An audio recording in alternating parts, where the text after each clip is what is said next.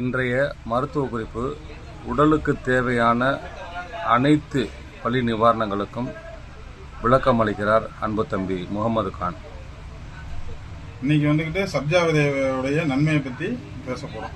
இப்போ சப்ஜா விதைன்னு எடுத்துக்கிட்டோம்னா வந்துக்கிட்டு எல்லாரும் சர்வத்தில் போட்டு குடிக்கிறது, இந்த ஜூஸ் கடைக்கு போனால் அதில் போட்டு குடிக்கும்போது தான் அதை வந்துக்கிட்டு குடிக்கிறாங்க. ஆனால் அதோடைய மகத்துவம் வந்துக்கிட்டு இன்னும் யாருக்கும் சரியாக வந்துக்கிட்டு விளங்கலை.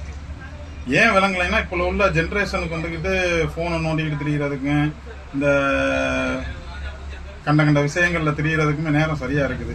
அந்த காலத்தில் வந்துக்கிட்டு பெரியவங்க வந்துக்கிட்டு சொல்லிட்டு போனது தான் கரிஞ்சீரகம், இந்த மாதிரி சப்ஜா விதை, வெந்தயம், ஜீரகம், சோம்பு, இந்த மாதிரி நிறைய இதுகள் இருக்குது. ஒன்னொன்றுக்கும் ஒவ்வொரு தன்மைகள் இருக்குது. இன்னைக்கு வந்துக்கிட்டு நம்ம சப்ஜா விதையை ஏன் சொல்கிறோம்னா, நிறைய பேருக்கு உள்ள பிரச்சனைகள் வந்துக்கிட்டு உடம்பு ஹீட்டு ஒன்று, ரெண்டாவது உடம்புடைய உஷ்ணம், ரத்தத்தில் உள்ள உஷ்ணம் 2, மூணாவது வந்துக்கிட்டு உடல் எடை, நாலாவது வந்துக்கிட்டு கைகால் வலி. இந்த இது ஏன் கைகால் வலி வருதுன்னா, அந்த எலும்புக்கு நடுவில் வந்துக்கிட்டு ஜாயிண்டிங்கில் வந்துக்கிட்டு ஒரு கிரீஸ் மாதிரி இருக்கும்.